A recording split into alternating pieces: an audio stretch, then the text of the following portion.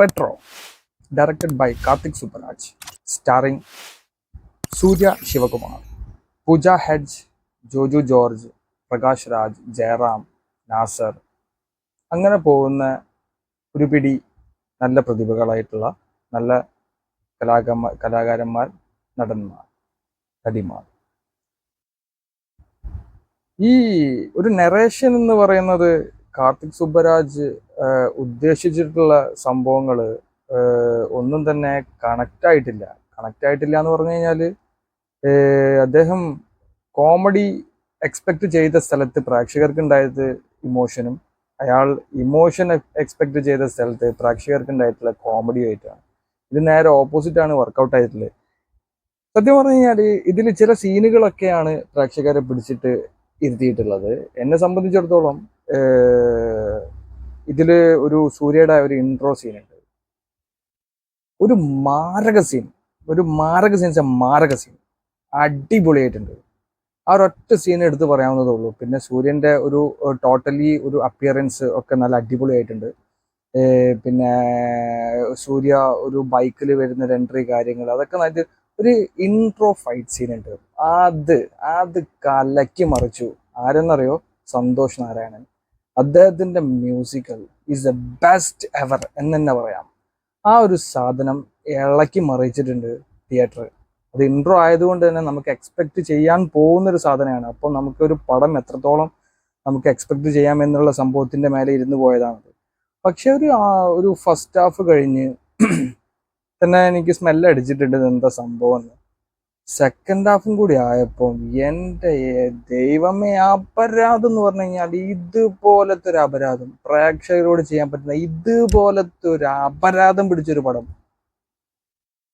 സൂര്യന്റെ ഒരു സംഭവം എന്ന് വെച്ച് കഴിഞ്ഞാൽ അതാണ് സൂര്യന്റെ ഒരു സംഭവം എന്ന് വെച്ച് കഴിഞ്ഞാൽ, സൂര്യ തരുന്നത് കുറച്ച് ഡോസ് ഉള്ള സാധനമാണെങ്കിൽ അത് അടിപൊളിയായിരിക്കും. തരുന്നത് അടിപൊളിയായിരിക്കും, അല്ലാത്തതോ അപരാധമായിരിക്കും. ഇപ്പൊ റോളക്സിന്റെ സീനൊക്കെ നമ്മൾ കണ്ടിട്ട്, റോളക്സിന്റെ കേസിലെടുത്ത് നോക്കുകയാണെങ്കിൽ ഇദ്ദേഹം അല്ലാതെ വേറൊരാൾ ഇനി അതിലേക്ക് റീപ്ലേസ് ചെയ്യാനില്ല. റോളക്സ് എന്ന് പറഞ്ഞാൽ അദ്ദേഹം ചെയ്തു വെക്കുമ്പം അത് ഹൈ ലെവലായിട്ട് ചെയ്തു വെക്കും, അല്ലെങ്കിൽ അത് അട്ടർ ഫ്ലോപ്പ് ആയിരിക്കും. അസഹനീയം.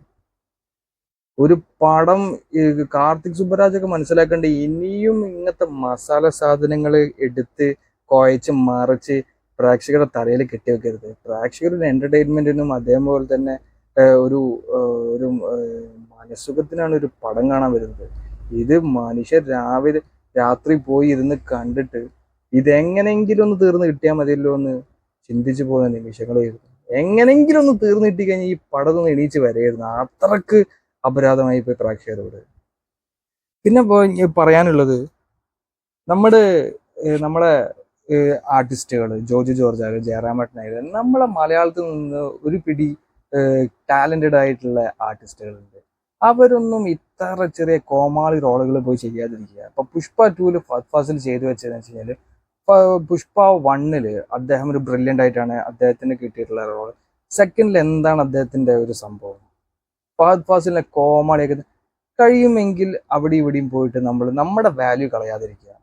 ഇപ്പൊ കണ്ടിട്ടുണ്ട് നമ്മൾ ജില്ലയിൽ ലാലേട്ടൻ ചെയ്തത് വിജയോട് കെട്ടപ്പിടിച്ചിരിക്കുന്ന റോളാണ്. അങ്ങനത്തെ റോളുകൾ അല്ലാതെ ഇങ്ങനെ അപ്പുറത്ത് പോയിട്ടൊരു കോമാളിയാണ്. ജയറാമേട്ടന് വലിയൊരു ഗ്രേറ്റ് നല്ലൊരു വേഷമാണ് കൊടുത്തിട്ടുള്ളത്, ഒരു പ്രാധാന്യമില്ല. ഒരു കോമാളി, ഒരു ജോക്കർ ആ പടത്തില്. പിന്നെ ജോജു ജോർ, ഇയാൾ എന്താണ് ചെയ്തത്?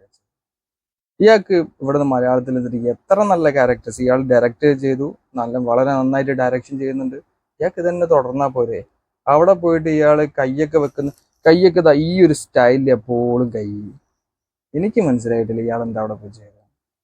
വീരധീര സൂര എന്ന് പറഞ്ഞ പടത്തിൽ സുരാജ് കുറച്ചുകൂടെ ഒക്കെ നന്നായിട്ടുണ്ട് ആക്ടിങ് വൈസ് ആയി കഴിഞ്ഞാലും. ഇതും ജോജു ജോർന്ന് വേറെ ആർക്കും കിട്ടാനില്ല, തമിഴ്നാട്ടില് വേറെ ആരും കിട്ടാനില്ല, അവർക്ക് ആക്ടേഴ്സ് ആരും കിട്ടാനില്ല. ഇതുപോലത്തെ അപരാധം ഇനി സൂര്യന്റെ പടത്തിൽ ഇതിനു മുമ്പ് ഉണ്ടായിട്ടുള്ള ഒരുപാട് പടത്തില് സൂര്യ അങ്ങനത്തെ പരിപാടി എടുത്തിട്ടുണ്ട്. ഇത് വല്ലാത്തൊരു അപരാധമായി പോയി, സഹിക്കാൻ പറ്റില്ല. പൂജ ഹെഡ്ജ്, ഇവരൊക്കെ എന്തിനാണ് ഇര പിടിച്ചിട്ടത് എനിക്ക് മനസ്സിലാവുന്നില്ല. പൂജ ഹെഡ്ജ്, പിന്നെ അതുപോലെ തന്നെ ഇതിൻ്റെ അവസാന ക്ലൈമാക്സ് എന്നൊക്കെ പറയുന്നത് എൻ്റെ അമ്മ സഹിക്കാൻ പറ്റുന്നില്ല. കുറേ സന്തോഷ് നാരായണന് കുറച്ചുകൂടെ എൻ്റർടൈൻമെൻറ്റ് തന്നെങ്കിലും പക്ഷേ ലാസ്റ്റിലേക്കൊക്കെ വെച്ചിട്ട് കുറച്ച് ക്ലീശ സാധനങ്ങളൊക്കെ കയറി വരുന്നുണ്ട്. എനിക്ക് ചോദ്യം ഇത് ഈ അടിയും പിടിയും മാത്രമാണോ സിനിമ അടിയും പിടിയും മാത്രമാണോ?